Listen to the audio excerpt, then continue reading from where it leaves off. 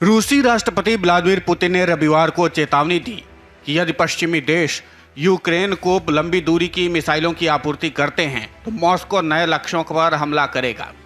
Putin ने कहा कि पश्चिमी देश द्वारा कीव को नए हथियारों की डिलीवरी का उद्देश्य संघर्ष को लंबा करना है। रूसी समाचार एजेंसियों ने पुतिन के हवाले से कहा, यदि कीव को लंबी दूरी की मिसाइलों की आपूर्ति की जाती है तो हम उचित निष्कर्ष निकालेंगे और अपने हथियारों का उपयोग उन लक्ष्यों पर हमला करने के लिए करेंगे जिन पर पहले कभी हमला नहीं किया।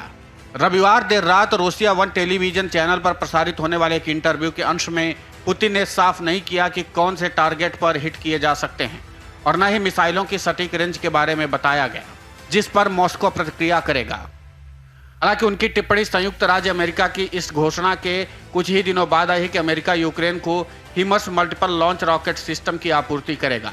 हिमर्स एक मोबाइल यूनिट है जो एक साथ 80 किलोमीटर दूर तक कई सटीक निर्देशित मिसाइलों को लॉन्च कर सकता है। सैन्य विशेषज्ञों का कहना है कि हिमर्स सिस्टम रेंज ऐसे ही रूसी सिस्टम की तुलना में थोड़ी लंबी है, जिसका अर्थ है कीव की सेना मॉस्को की पहुंच से बाहर रहते हुए दुश्मन के तोपखाने पर हमला कर सकती है। पुतिन ने कहा, वॉशिंगटन द्वारा कीव को आपूर्ति किए गए हथियारों में कुछ भी नया नहीं था और यूक्रेनी सेनाओं के पास सोवियत या रूसी निर्मित प्रणालियों के समान हथियार हैं।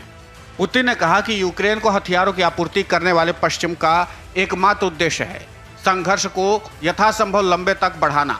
उधर फ्रांसीसी राष्ट्रपति इमैनुअल मैक्रों ने कहा कि यह महत्वपूर्ण है कि रूस को अपमानित न किया जाए ताकि यूक्रेन में लड़ाई बंद हो जाए तो एक राजनयिक समाधान खोजा जा सके। उनका मानना है कि पेरिस संघर्ष को समाप्त करने के लिए मध्यस्थता की भूमिका निभाएगा।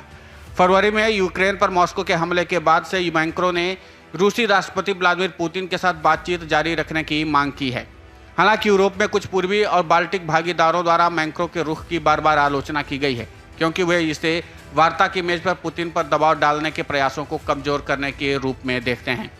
मैक्रों ने शनिवार को प्रकाशित क्षेत्रीय समाचार पत्रों को दिए एक इंटरव्यू में कहा, हमें रूस को अपमानित नहीं करना चाहिए ताकि जिस दिन लड़ाई बंद हो जाए हम राजनयिक माध्यमों से इसका निकास रैंप का निर्माण कर सकें। उन्होंने कहा, मुझे विश्वास है कि मध्यस्थ शक्ति होने के लिए यह फ्रांस की भूमिका है। युद्ध विराम हासिल करने और कीव और मॉस्को के बीच एक विश्वसनीय बातचीत शुरू करने के प्रयासों के हिस्से के रूप में मैक्रों ने यूक्रेन पर रूसी हमले के बाद से पुतिन के साथ नियमित रूप से बात की है। मैक्रों ने कहा, मुझे लगता है और मैंने उनसे कहा कि वो अपने लोगों के लिए, अपने लिए, इतिहास के लिए एक ऐतिहासिक और मौलिक गलती कर रहे हैं। फ्रांस ने यूक्रेन को सैन्य और आर्थिक रूप से समर्थन दिया है, लेकिन अब तक मैक्रों यूरोपीय संघ के अन्य नेताओं की तरह प्रतीकात्मक राजनीतिक समर्थन की पेशकश करने के लिए कीव नहीं गए हैं। कुछ ऐसा यूक्रेन चाहता है कि वो ऐसा करें। मैक्रों ने कहा कि उन्होंने जाने से इनकार नहीं किया है। पेरिस फ्रांसीसी सेना के शेरों से लिए गए सीजर हवित्जर कैनन सहित आक्रामक हथियार भेजता है। मैक्रों ने कहा कि उन्होंने हथियार निर्माताओं से उत्पादन में तेजी लाने को कहा है। Video desk amarujala.com। डाउनलोड करें अमर उजाला ऐप और पाएं खबरें लगातार।